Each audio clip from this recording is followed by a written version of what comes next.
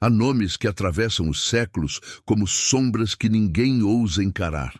Nomes que não surgem em sermões, não são citados em alta voz e raramente aparecem na boca de quem conhece as Escrituras.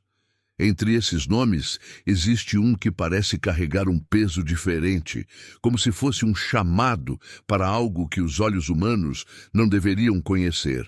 Esse nome é Azazel, e quando você começa a perceber onde ele aparece, quando surge e por que algumas linhas parecem ter sido escritas para escondê-lo, algo dentro de você desperta. Uma intuição antiga que sussurra que esta história não foi apagada por acaso. Imagine caminhar por páginas que já foram lidas milhões de vezes, mas que escondem marcas quase invisíveis. Marcas colocadas por escribas que sabiam demais. Homens que trabalhavam entre pergaminhos, tinta e silêncio. Eles registravam o que podiam e ocultavam o que temiam. Em cada curva de letra, em cada símbolo rabiscado com cuidado, existe a tentativa de proteger o leitor de algo que julgavam perigoso.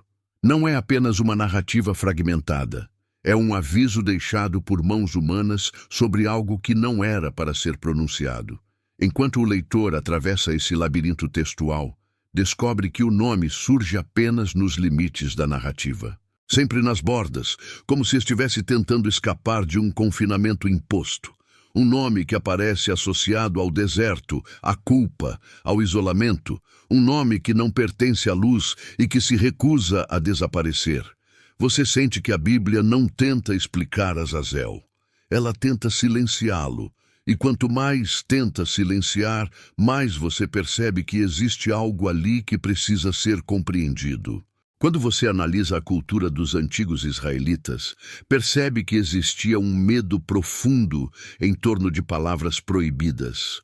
Não eram apenas nomes, eram portas. Pronunciar certos nomes era convocar aquilo que se escondia por trás deles. Azazel era visto dessa maneira. Não como uma simples figura espiritual, mas como alguém cujo nome trazia consigo a memória de um confronto antigo entre o céu e o erro humano. As pessoas evitavam dizer o nome porque acreditavam que ele carregava um peso espiritual capaz de perturbar a ordem. E então surge a pergunta que abre caminho para toda a investigação. Se era tão importante esconder esse nome, o que exatamente estavam tentando proteger? O leitor atento percebe que a história de Azazel não é apenas o relato de um ser caído, é uma ferida aberta no texto sagrado, uma ferida que atravessou gerações e que continua a pulsar hoje. Quando você se aproxima desse mistério, é como se o próprio silêncio das Escrituras chamasse por você. Há algo não dito, algo guardado entre linhas que nunca foram explicadas. E é aqui que a jornada começa, no ponto onde o nome proibido revela que jamais esteve totalmente apagado, o nome que não devia ser pronunciado. Quando o nome Azazel aparece pela primeira vez, ele vem como uma rachadura na superfície do texto. Não chega com explicações, não traz descrições claras, não oferece conforto ao leitor. Surge solto, como se tivesse escapado de algum lugar e encontrado uma brecha para se infiltrar na narrativa. E esse detalhe sempre intrigou estudiosos, rabinos e tradutores.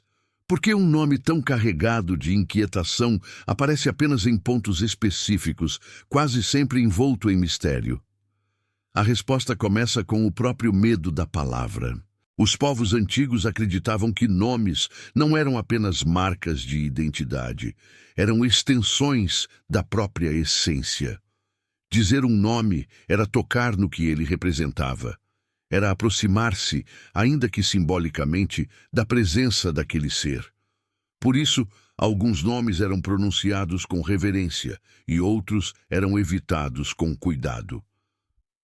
Azazel se encaixava no segundo grupo. Ele não era apenas mencionado com cautela, era tratado como algo que precisava ser mantido à distância. Não se chamava o que não se queria atrair. E esse simples princípio moldou séculos de silêncio. Quando escribas trabalhavam sobre os pergaminhos, sua função não era apenas copiar textos. Eles protegiam o que consideravam sagrado. Muitos deles acreditavam que certos nomes carregavam uma energia capaz de confundir, assustar ou desviar o leitor. Azazel, para esses homens, não era apenas uma figura negativa. Era uma lembrança de algo que havia provocado caos espiritual. O medo não era apenas teológico, era cultural. Por isso, alguns escribas preferiam substituir, riscar ou esconder referências que consideravam perigosas demais para serem mantidas intactas. Ao analisar antigas tradições judaicas, percebemos que Azazel aparece como uma presença que paira entre o conhecido e o proibido. Ele está ligado ao ritual do dia da expiação, quando um bode era separado, carregado de culpa e enviado para o deserto. A expressão usada no texto aponta diretamente para ele, mas a escolha de palavras é cuidadosa, quase defensiva. Como se o nome fosse grande demais para ser dito diretamente. Nas traduções posteriores, o desconforto aumenta. Alguns tradutores optaram por ignorar o nome, outros o transformaram em um conceito, outros tentaram suavizar sua presença, tudo para evitar encarar de frente quem ele era. Essa resistência revela algo profundo. Quando uma cultura teme pronunciar um nome, é porque ela acredita que esse nome abre portas. O medo não era de conhecer Azazel, mas de despertar memórias que foram enterradas por necessidade. As pessoas carregavam a certeza de que havia histórias que não podiam ser tocadas sem risco, e a presença do nome no texto bíblico, mesmo que discreta, era como um lembrete de algo que não poderia ser completamente apagado.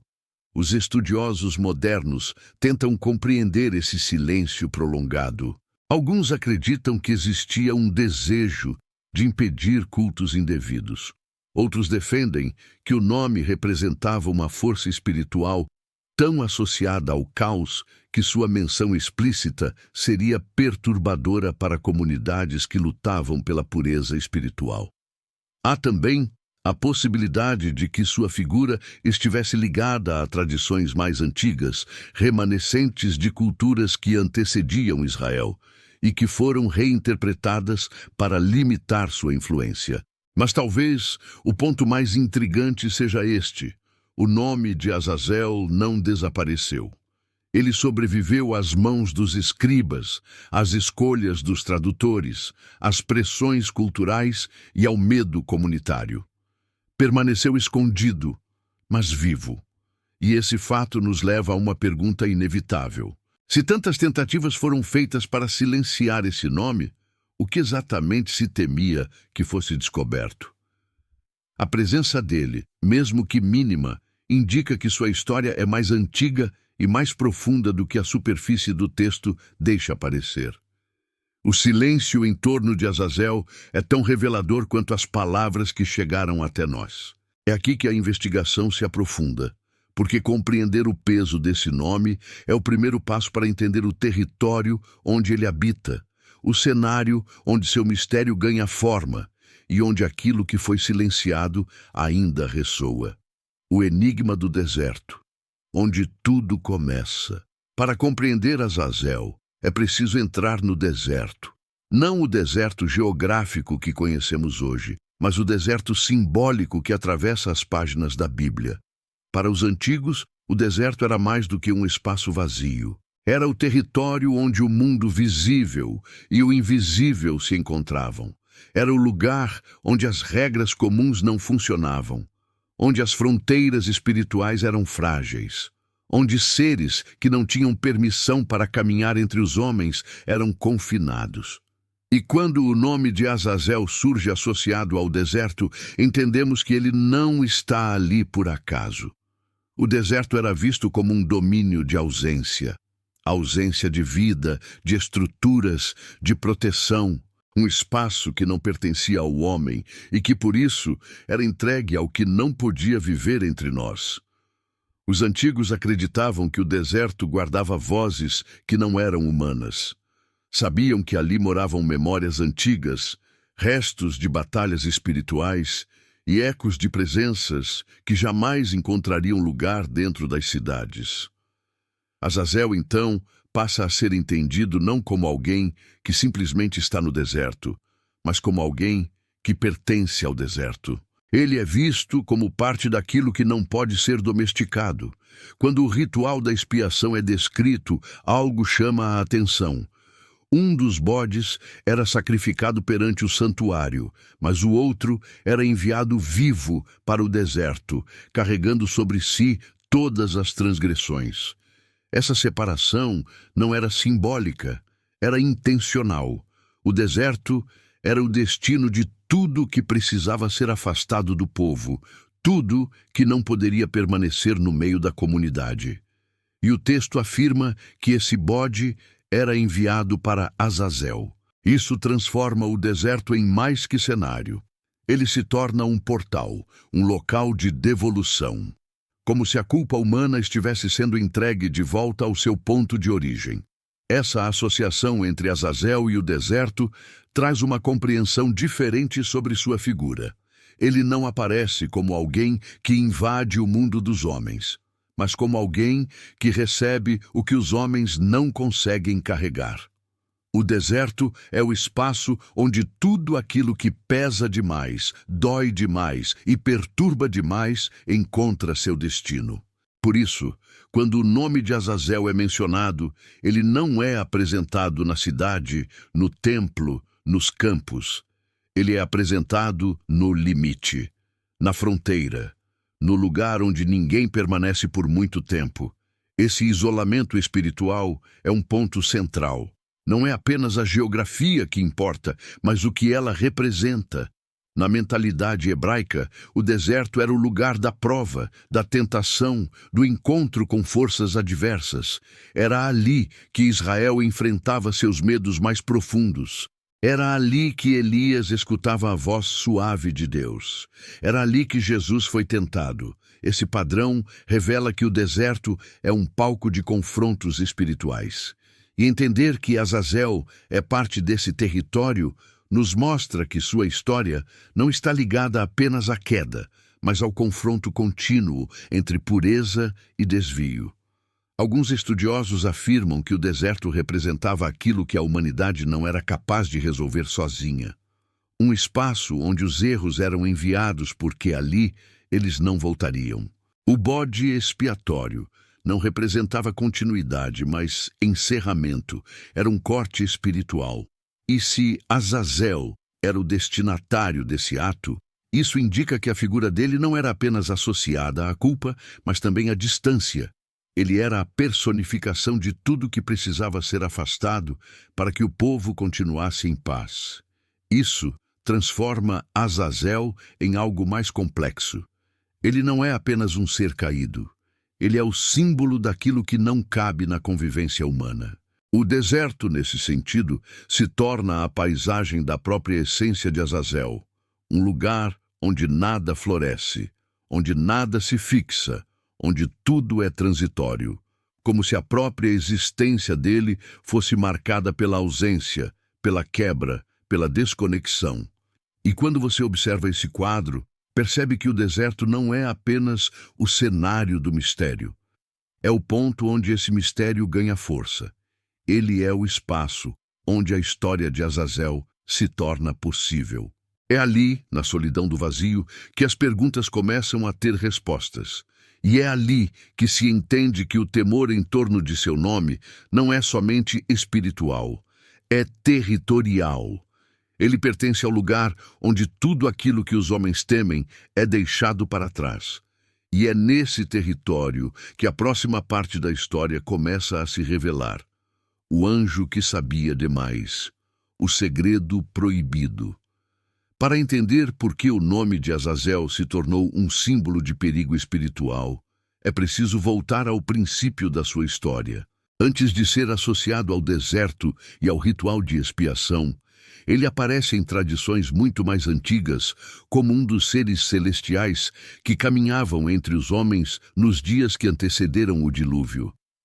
Esses seres eram chamados de vigilantes, Anjos designados para observar e proteger a humanidade, mas alguns deles atravessaram limites que nunca deveriam ter sido ultrapassados. Azazel foi um dos que deu o passo mais profundo e mais arriscado. Os relatos dizem que ele não apenas observava a humanidade, ele se aproximou demais dela, e quando esse contato se intensificou, trouxe consigo algo que mudaria o destino das civilizações: conhecimento. Não um conhecimento comum, mas um tipo de sabedoria que, para os antigos, deveria permanecer restrita ao céu. A tradição afirma que Azazel começou a ensinar aos humanos segredos que não pertenciam ao mundo deles.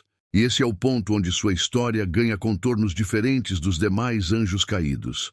Ele não corrompeu apenas pela presença, corrompeu pelo que ensinou. Azazel mostrou ao homem como trabalhar metais de forma refinada. Isso incluía fabricar armas, algo que alteraria profundamente a maneira como humanos resolviam conflitos. Ele mostrou técnicas de embelezamento e sedução, ensinando mulheres a usarem adornos e pinturas que, para os antigos, alteravam a essência da pureza original. Ensinou encantamentos que misturavam manipulação espiritual com práticas enganosas. Tudo isso, segundo os textos, abriu portas que a humanidade não estava preparada para atravessar. Esses ensinamentos não eram proibidos por serem malignos em si mesmos, mas por terem sido entregues na época errada. Para os povos antigos, o tempo correto era tão importante quanto o próprio conteúdo. Quando um conhecimento é recebido fora do momento certo, ele deixa de construir e passa a destruir. Os mestres espirituais sabiam que a humanidade precisava amadurecer para compreender certos poderes e responsabilidades. Ao oferecer tudo de uma vez, Azazel acelerou um processo que deveria ser lento, e essa aceleração se tornou uma ameaça. O problema não foi a metalurgia. O problema foi a guerra que ela alimentou. O problema não foram os adornos. O problema foi como eles se tornaram instrumentos de manipulação e vaidade. O problema não foram os encantamentos. O problema foi como eles criaram uma ilusão de controle sobre forças que jamais deveriam ser manipuladas. Azazel deu ao homem ferramentas que ampliaram seus desejos mais profundos antes que ele tivesse maturidade para controlá-los. E isso causou um desequilíbrio que os autores antigos consideraram irreversível. A narrativa do livro de Enoque descreve essa interferência como uma quebra violenta na ordem espiritual da terra. Em vez de orientar, Azazel entregou o poder. Em vez de proteger, ele abriu acesso. Ele ofereceu atalhos, e todo atalho espiritual tem um preço alto.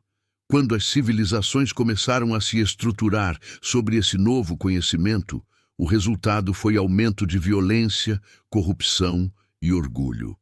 A humanidade acreditou que podia dominar o que estava além de sua própria natureza, e essa crença se tornou o gatilho para o caos que precedeu o dilúvio. Esse ponto é fundamental para compreender o temor em torno de seu nome. Azazel não era lembrado apenas pelo que fez, mas pelo que despertou. Ele trouxe à superfície o lado mais frágil da humanidade. Revelou os desejos que estavam escondidos. Mostrou que, quando o homem recebe poder antes de estar preparado, ele se volta contra si mesmo. Esse é o verdadeiro perigo do conhecimento proibido. Ele transforma aquilo que poderia ser bênção em algo destrutivo. Hoje, quando estudamos essa história, percebemos que ela ainda ecoa em nossa realidade. Muitas vezes, o problema não é a informação que recebemos, mas a velocidade com que a recebemos. A humanidade continua enfrentando desequilíbrios criados pela pressa em buscar poder sem buscar sabedoria. Essa conexão entre os dias antigos e os dias atuais é o motivo pelo qual Azazel continua sendo um símbolo tão forte. Ele representa a tentação de avançar antes do tempo, de querer controlar o que ainda não entendemos. E é exatamente nessa parte do relato que o papel dele começa a ganhar contornos ainda mais controversos. Porque alguns textos antigos sugerem que sua queda não está ligada apenas à rebelião, mas a algo muito mais profundo, algo que envolve culpa, expiação e um propósito que ninguém esperava encontrar em sua história. Rebelião ou sacrifício? A história que contradiz tudo. Quando ouvimos falar de Azazel, quase sempre o imaginamos como um rebelde absoluto. Um anjo que escolheu a queda por orgulho, desobediência ou ambição. Essa é a forma mais comum de retratar sua história. Porém, quando mergulhamos em tradições mais antigas, encontramos algo que desafia completamente essa visão. Uma teoria rara, desconfortável e quase nunca mencionada, que sugere que Azazel pode não ter sido apenas um símbolo de corrupção, mas também um símbolo de sacrifício.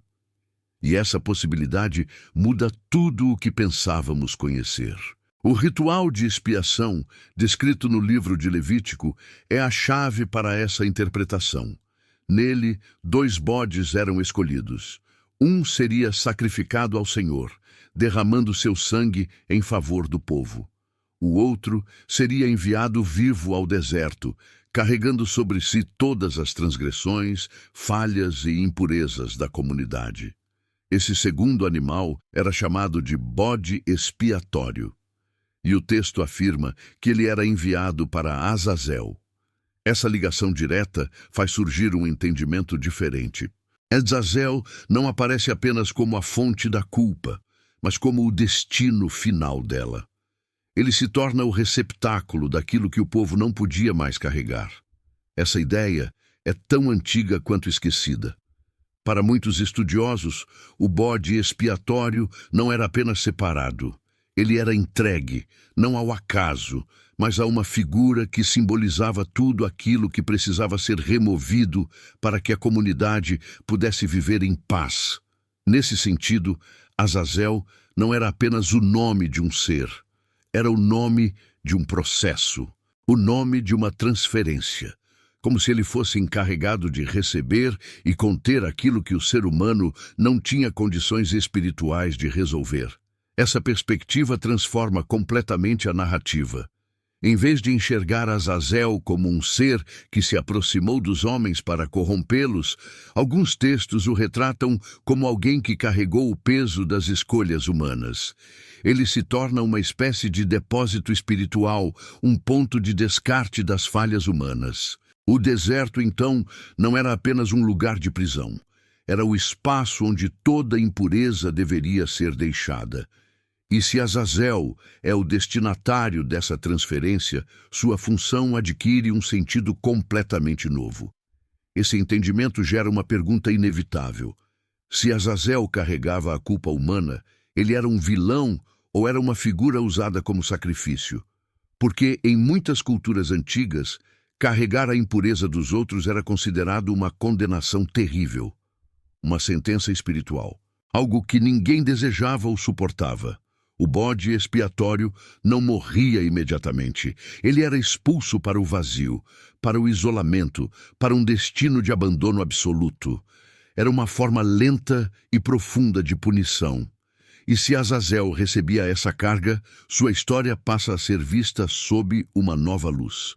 Alguns comentaristas antigos sugerem que a queda de Azazel não foi apenas uma punição por sua rebelião, mas também uma consequência direta daquilo que ele foi obrigado a receber. É como se a culpa da humanidade tivesse sido lançada sobre ele continuamente, tornando sua condição cada vez mais sombria. Isso cria uma tensão teológica que poucos estão dispostos a explorar, porque isso levanta a possibilidade de que sua figura tenha sido moldada não apenas por seus erros, mas também pelos erros humanos que lhe foram atribuídos. Essa interpretação não tenta negar seus atos descritos em tradições como o livro de Enoque. Ela apenas amplia o cenário. Mostra que a história de Azazel é mais complexa do que simplesmente classificá-lo como um inimigo. Ele se torna um símbolo daquilo que é separado, excluído e enviado para longe, para que o resto possa continuar. Ele representa o lado da humanidade que precisa ser expulso para que o povo permaneça em ordem. Ele é o receptor de tudo o que causa ruptura. Esse paradoxo traz uma reflexão intensa. E se a figura de Azazel carrega em si uma mistura de rebelião e sacrifício? E se sua punição extrema está ligada não apenas ao que ele fez, mas ao que ele recebeu?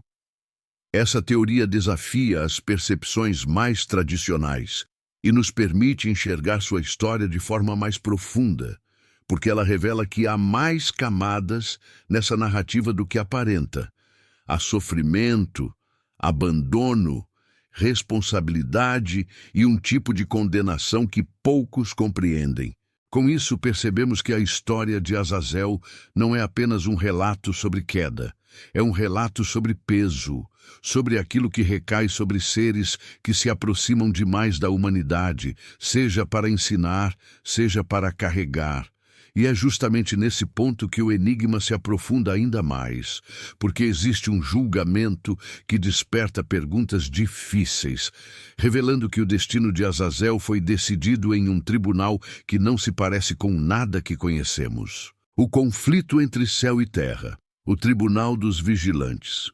Quando a história dos vigilantes alcança seu ponto mais crítico, surge um momento que funciona como um divisor de águas. Um instante em que o céu deixa de observar e passa a intervir. O livro de Enoque descreve esse momento com uma força que atravessou séculos. Ele revela um tribunal celestial, uma assembleia formada para lidar com uma situação que havia fugido do controle. Os anjos, que deveriam guardar a humanidade, se tornaram fonte de desordem. E no centro de toda essa turbulência estava Azazel. Não apenas como participante, mas como figura principal. Esse tribunal não se parece com as imagens que construímos hoje. Ele não é ilustrado como um ambiente de mármore, coroas ou tronos elaborados. Ele é apresentado como um confronto direto entre a ordem divina e o caos provocado pelo conhecimento entregue sem permissão.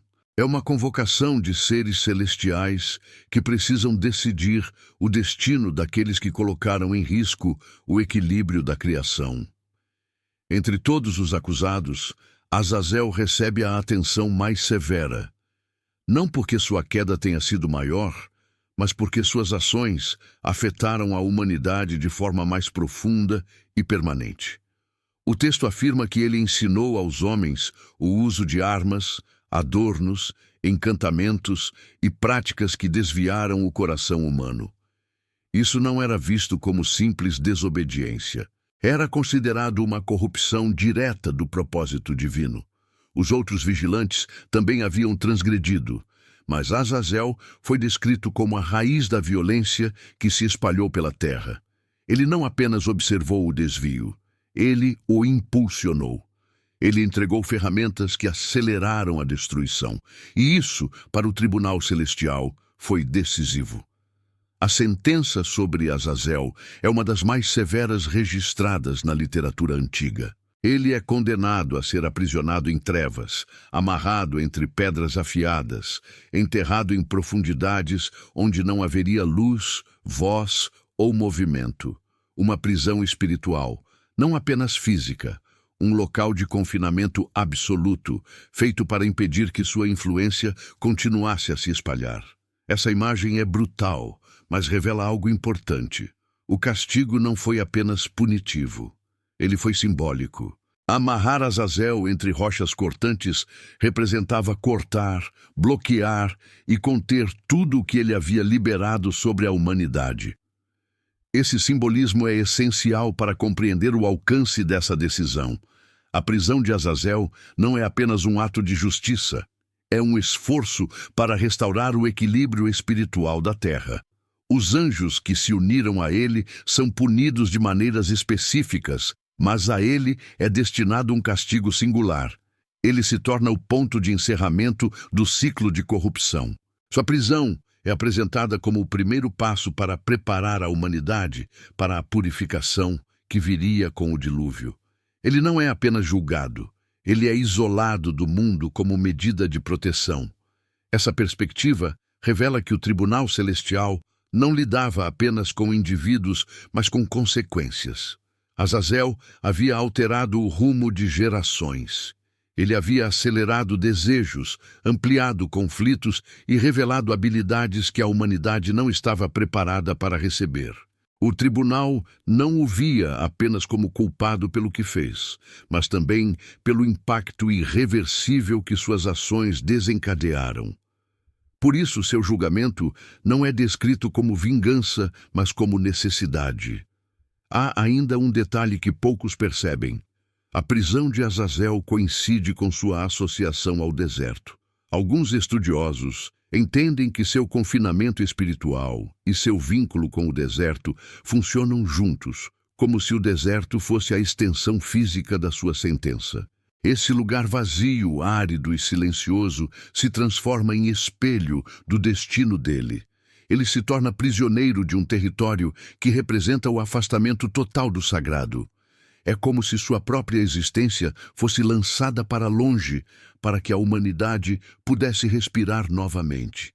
Ao observar esse julgamento, você percebe que não se trata apenas da história de um anjo caído. Trata-se de um conflito entre céu e terra, ordem e desvio, propósito e desequilíbrio. Azazel se torna símbolo do que acontece quando um ser atravessa fronteiras que não estavam destinadas a ser cruzadas. E sua punição extrema revela que o céu leva essas fronteiras a sério. A decisão de aprisioná-lo não foi um ato impulsivo. Foi resultado de um entendimento profundo sobre o dano causado. Foi uma tentativa de impedir que sua influência se perpetuasse. Mas, paradoxalmente, o desaparecimento de Azazel não apagou o impacto que ele deixou.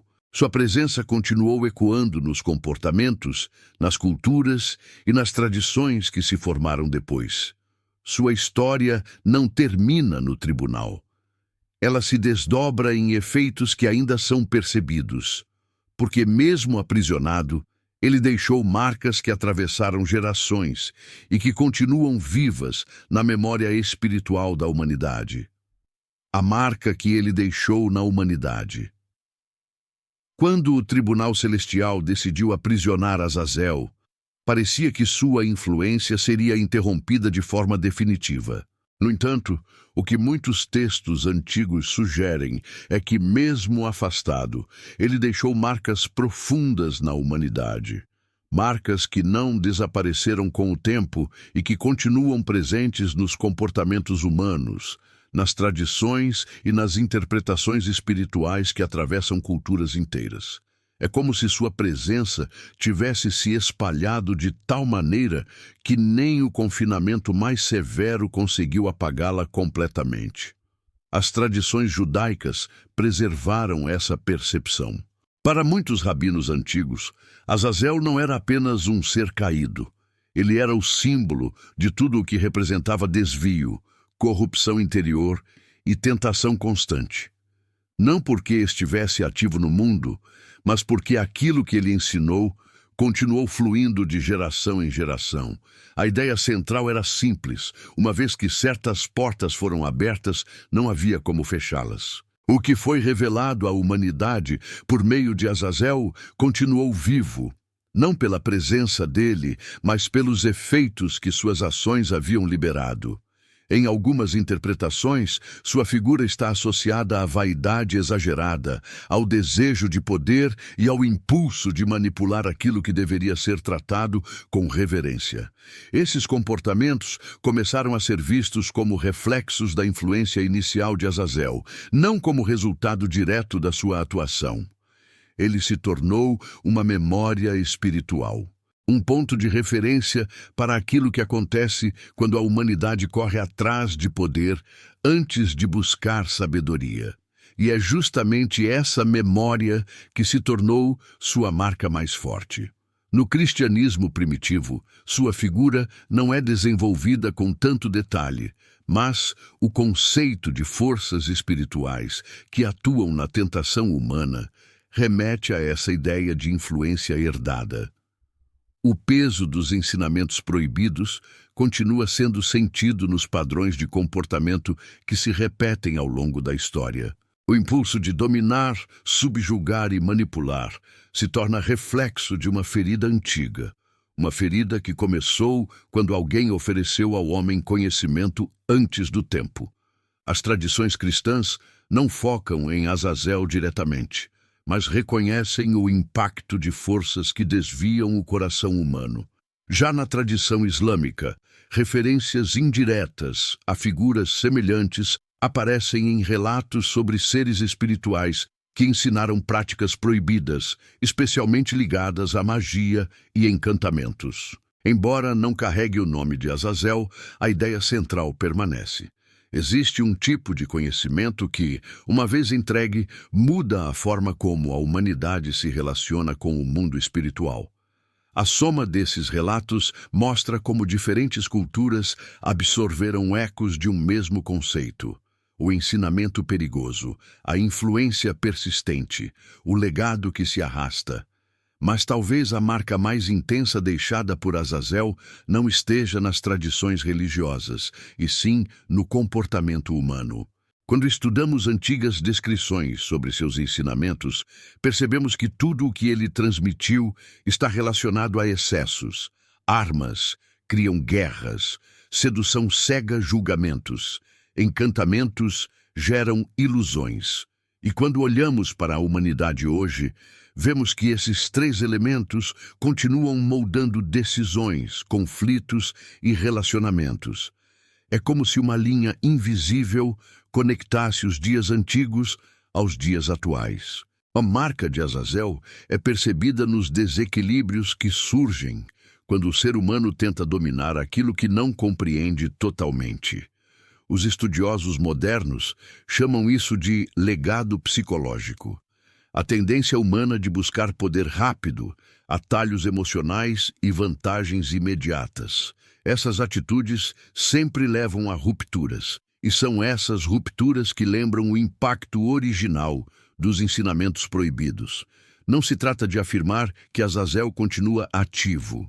Trata-se de reconhecer que a humanidade continua lidando com as consequências de escolhas antigas.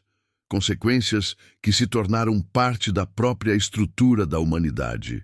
A marca cultural também permanece. Certos símbolos relacionados a poder, guerra e sedução surgem repetidamente ao longo das eras.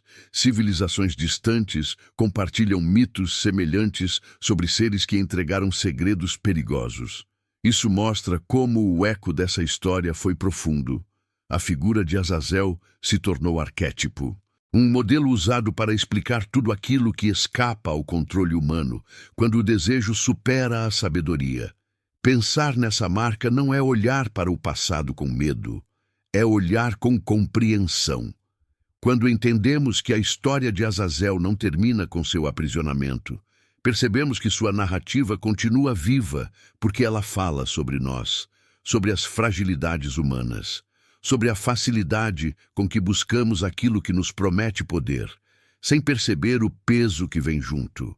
Suas marcas são lembretes silenciosos de que todo conhecimento tem um custo e de que, quando não estamos prontos para recebê-lo, ele se transforma em peso, conflito e desordem. É nesse ponto que a narrativa começa a revelar uma guerra silenciosa, uma batalha que não envolve armas, mas escolhas. Uma luta que acontece dentro de cada pessoa e que se torna o cenário perfeito para entender a próxima parte da história. Azazel e a guerra pela pureza humana, a batalha silenciosa. Quando falamos sobre influência espiritual, muitas vezes imaginamos batalhas grandiosas, confrontos visíveis e manifestações extraordinárias. No entanto, as tradições mais antigas deixam claro que as guerras mais perigosas não são travadas fora, mas dentro. Elas acontecem no espaço silencioso do coração humano, na região onde desejos, medos, impulsos e escolhas se encontram. E é justamente nessa área invisível que a figura de Azazel se torna mais presente, não como um ser atuante, mas como a memória viva de uma guerra que continua sendo travada diariamente. Depois que Azazel foi associado ao deserto e ao afastamento absoluto, os rabinos passaram a descrevê-lo não apenas como uma ameaça externa, mas como um símbolo da corrupção interna. Eles acreditavam que tudo o que ele ensinou ao homem despertou impulsos que já existiam, mas que estavam adormecidos. As armas potenciavam a violência já escondida. Os adornos incentivavam a vaidade que já buscava espaço. Os encantamentos reforçavam o desejo humano de controlar o que não entende. Por isso, alguns sábios afirmavam que Azazel é o pai da corrupção moderna. Não porque estivesse ativo, mas porque seus ensinamentos continuavam pulsando como ecos dentro da própria humanidade. Essa guerra silenciosa não é um conflito entre céu e inferno, mas entre o ser humano e seus próprios excessos. Cada civilização, geração e pessoa enfrenta esse mesmo combate. É a batalha contra o impulso de dominar, em vez de compreender, de seduzir, em vez de respeitar, de manipular, em vez de esperar o tempo correto. A influência de Azazel se manifesta na pressa, no impulso, no desejo de atalhos. Ele representa tudo aquilo que brilha rápido, mas que cobra caro. E é nesse brilho enganoso que muitos se perdem. O ensinamento proibido sempre oferece uma sensação de poder imediato. É por isso que ele seduz. Ele promete vantagem, controle, reconhecimento, mas não oferece maturidade, equilíbrio ou responsabilidade. As tradições antigas insistem que a verdadeira sabedoria sempre vem acompanhada de paciência. Já o conhecimento de Azazel veio acompanhado de urgência. E é essa urgência que provoca rupturas. Quando o homem aprende algo antes de estar preparado, ele distorce aquilo que recebeu. Essa distorção se tornou uma ferida que se repete na história humana. A guerra interior descrita pelos rabinos também aparece de forma diferente em escritos cristãos. Eles falam sobre a luta entre a carne e o espírito, entre o desejo e a consciência. Esse conflito é apresentado como contínuo. É o desafio de escolher o bem enquanto algo dentro de nós tenta nos puxar para o oposto. Quando olhamos para esse conceito à luz da história de Azazel, percebemos que ele se encaixa perfeitamente. Ele simboliza esse impulso interno que deseja mais do que pode controlar. Representa a tentação de experimentar o proibido, mesmo sabendo que isso levará à destruição. As tradições islâmicas, por sua vez, falam de seres espirituais que ensinaram práticas que confundiam o coração humano. O objetivo dessas práticas nunca foi fortalecer o homem, mas afastá-lo do propósito para o qual foi criado. É a mesma lógica presente nos relatos sobre Azazel.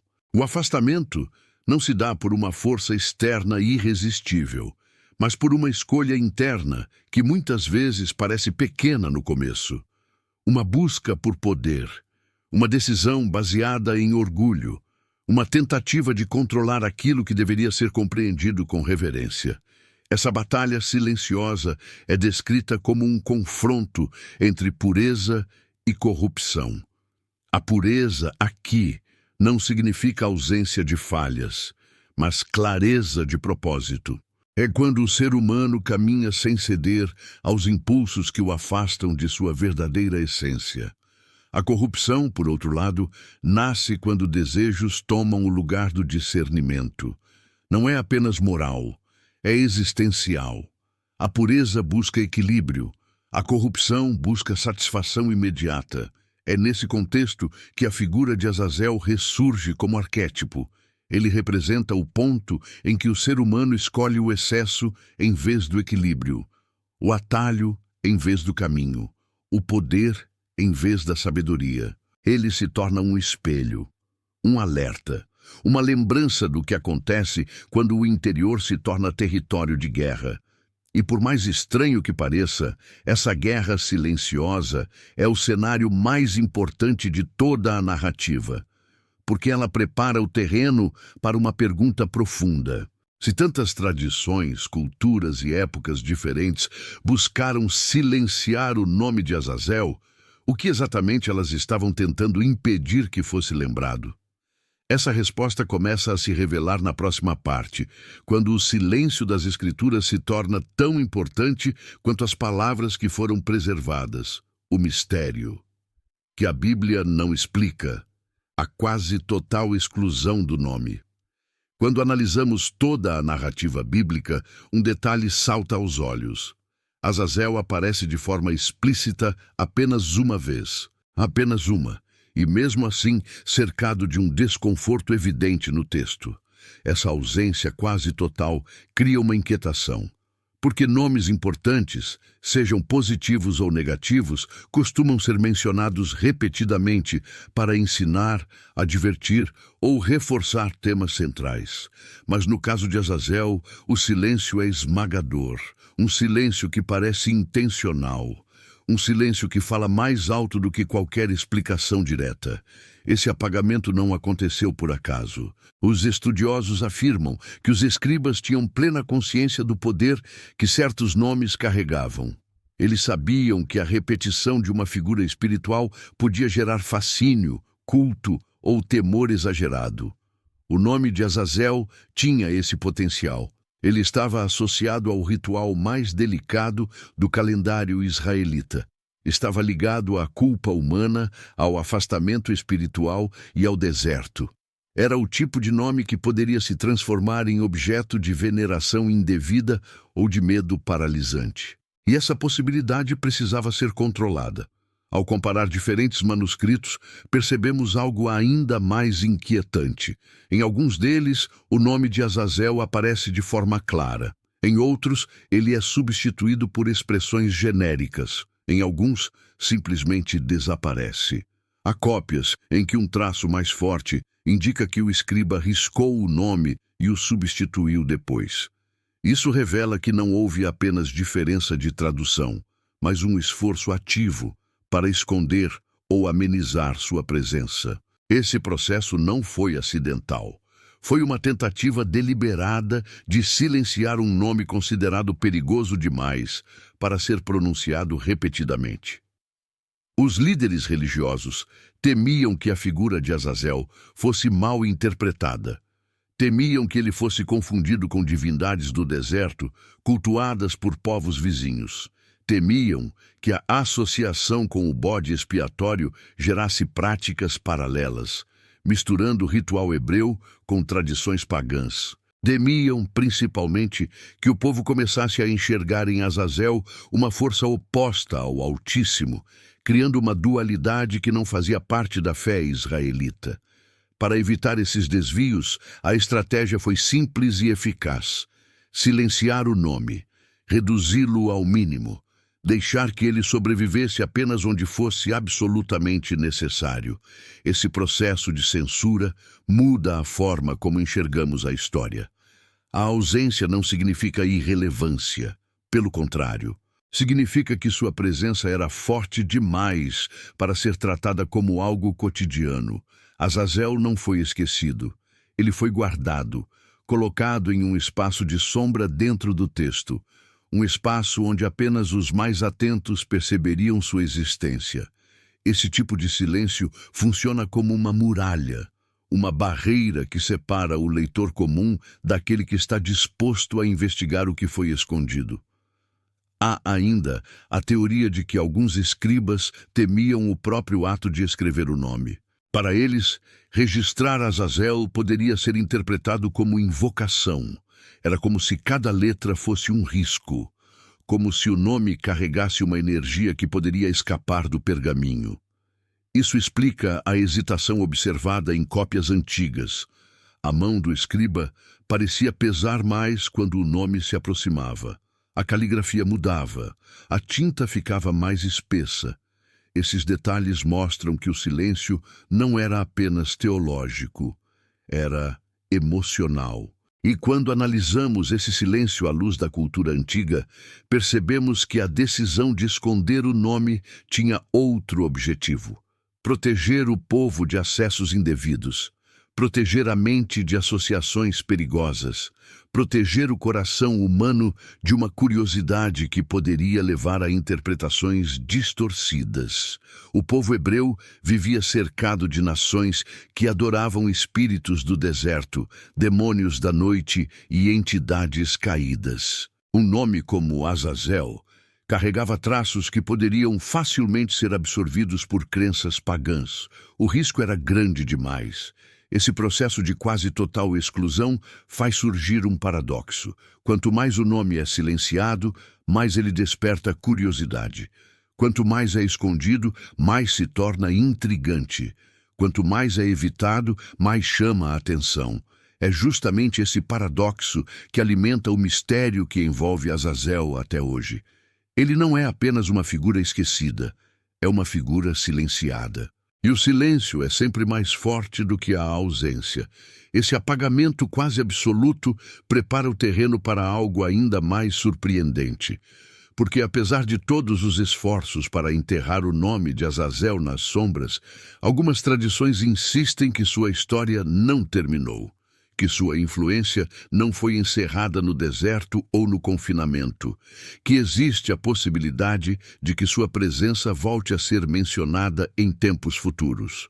E é exatamente essa possibilidade que abre caminho para uma das teorias mais inquietantes de toda a narrativa: o retorno de Azazel, profecias, sinais e interpretações modernas. Quando a história de Azazel parece finalmente se encerrar com seu aprisionamento nas trevas e seu nome quase apagado das Escrituras, surge uma questão que inquieta estudiosos há séculos. E se esse silêncio não significar o fim? E se existirem sinais espalhados em textos antigos e interpretações apocalípticas que insinuam que sua influência ainda não terminou completamente?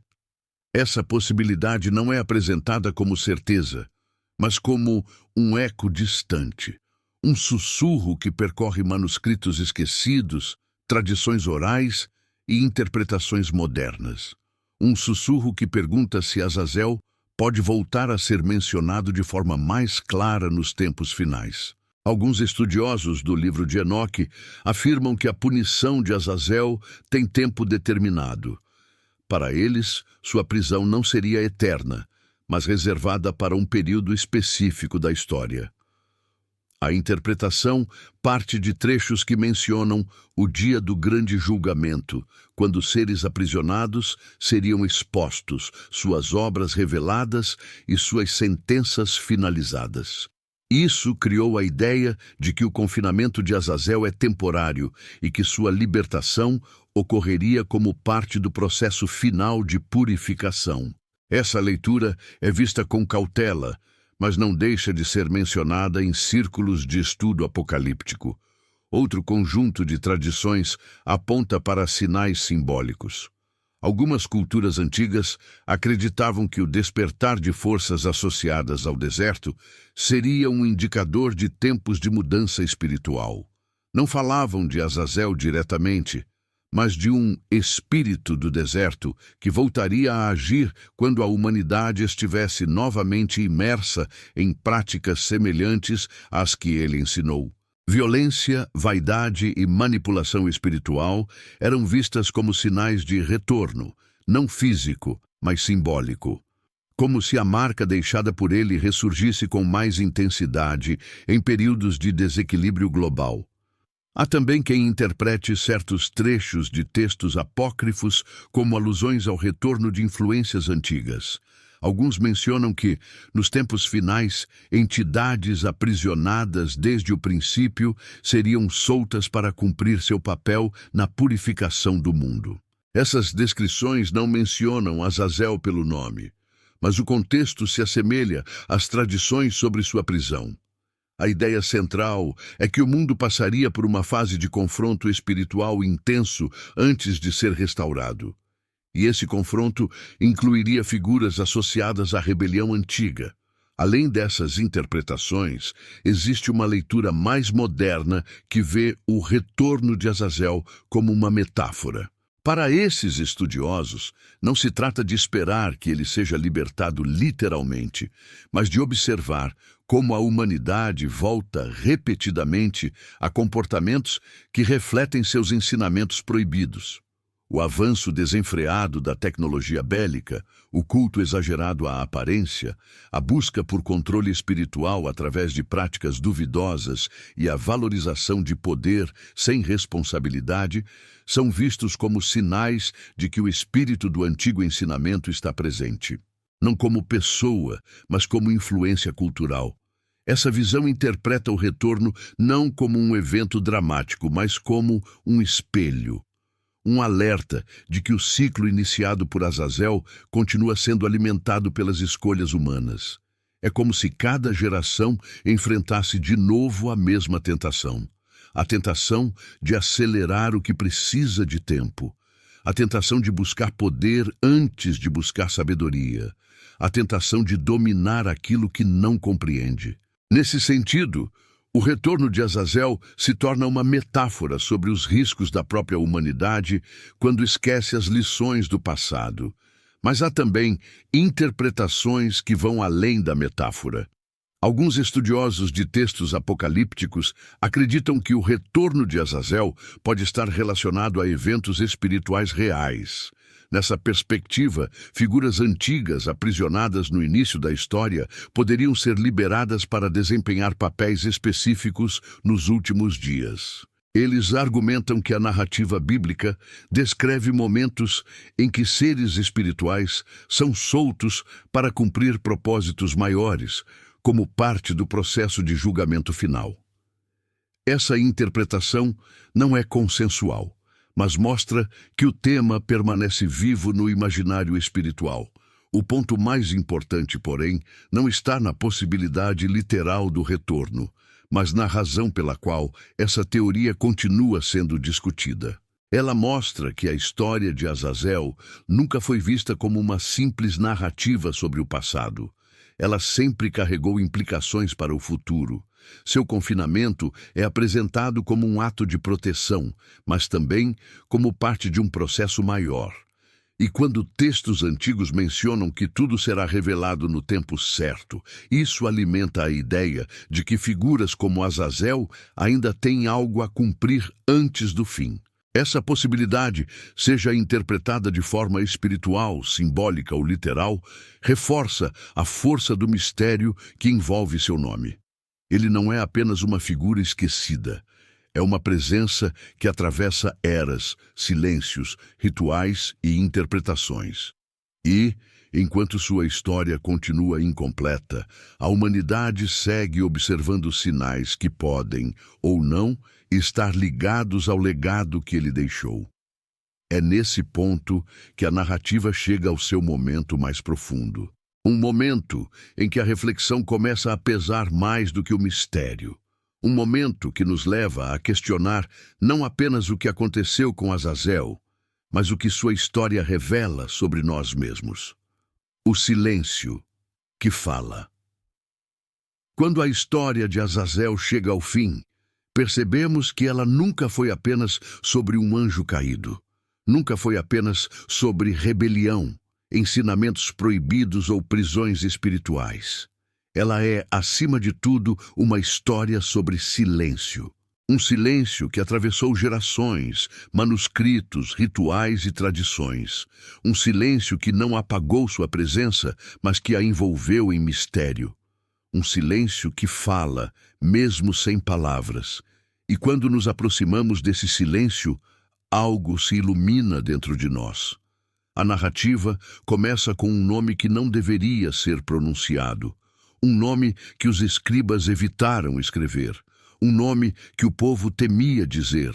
Um nome que parecia carregar peso demais para ser repetido. Esse nome não foi apagado. Ele foi guardado, colocado na margem do texto como um lembrete de que existem forças que não devem ser tratadas com descuido. E essa decisão nos mostra algo profundo sobre a sabedoria antiga. Eles entendiam que certas histórias não precisam ser contadas muitas vezes para serem compreendidas. Basta que estejam registradas no lugar certo, no momento certo, da forma certa. À medida que seguimos a trilha desse nome, encontramos o deserto. Um espaço que simboliza tudo o que é afastado, solitário e árido. O deserto não é apenas geografia, é um espelho da alma humana quando ela se afasta do propósito divino. Esse território se torna o cenário onde Azazel é enviado, o espaço onde culpa e desvio são colocados para longe da comunidade. É ali, no vazio, que o bode expiatório desaparece da vista do povo. E é ali que aprendemos que o deserto não é apenas punição, é também revelação.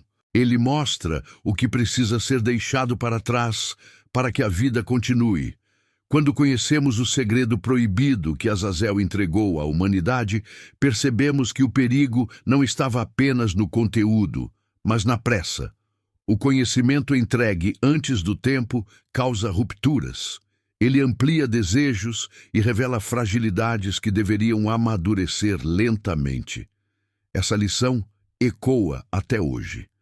A humanidade continua buscando atalhos, poder imediato e caminhos que evitam esforço. Esse padrão mostra que o legado de Azazel permanece vivo como advertência, não porque ele esteja presente, mas porque suas lições continuam sendo repetidas.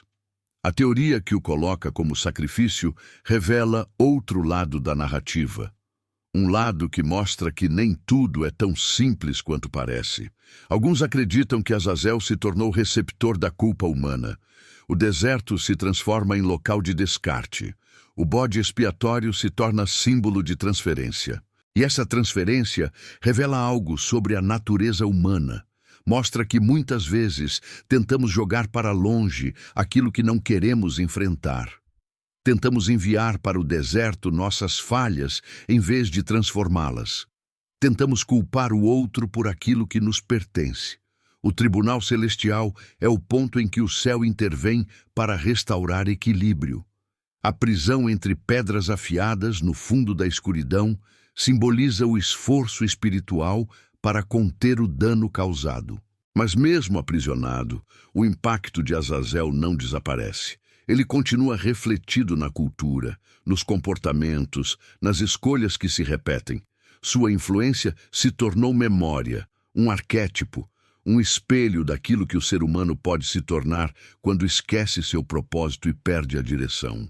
Quando analisamos a marca deixada por Azazel ao longo dos séculos, percebemos que ela está presente não apenas em tradições religiosas, mas no funcionamento da própria sociedade. O impulso de dominar, manipular e controlar aparece em governos, relacionamentos e estruturas de poder. É como se parte do que aprendemos com ele tivesse sido absorvida pela humanidade.